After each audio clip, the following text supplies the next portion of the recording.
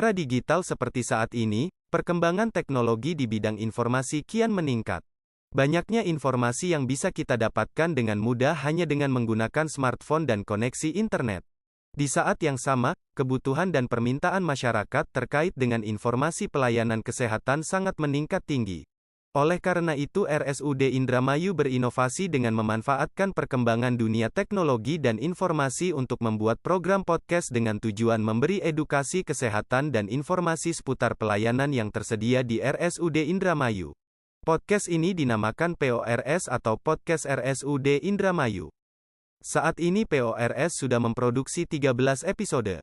Berikut adalah beberapa cuplikannya. Itu sebetulnya IGD itu apa sih dok? Tempat apa itu sebetulnya? IGD itu sesuai dengan singkatannya adalah instalasi gawat darurat. Jadi sebenarnya adalah pasien-pasien yang mengalami gejala klinis yang mengancam jiwa atau yang akan menyebabkan kecacatan.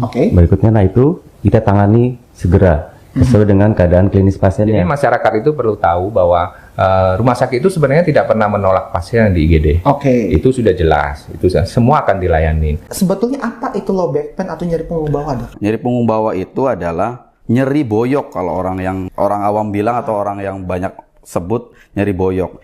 Nyeri batasannya apa nyeri punggung bawah? Nyeri yang berada di kosta paling bawah, tulang, ada tulang paru bawah, sampai batasannya itu sampai ke tulang selangkangan. Apa sih itu dok, bipolar itu? Gangguan bipolar ini adalah suatu gangguan jiwa berat ya, termasuk kategori gangguan jiwa berat, yang mana di situ melibatkan perubahan mood atau suasana perasaan yang dalam, yang berubah-ubah gitu, dapat berfluktuatif atau mengalami perubahan gitu. Bahwa yang namanya sudden cardiac death, kematian jantung mendadak, itu berarti ada kondisi di mana seseorang kemudian langsung kolaps saat itu.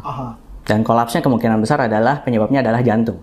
Gitu ya. Kan apakah iya betul ada perbedaan antara peserta BPJS dengan umum? Bisa dijelaskan dok? Semua diperlakukan sama.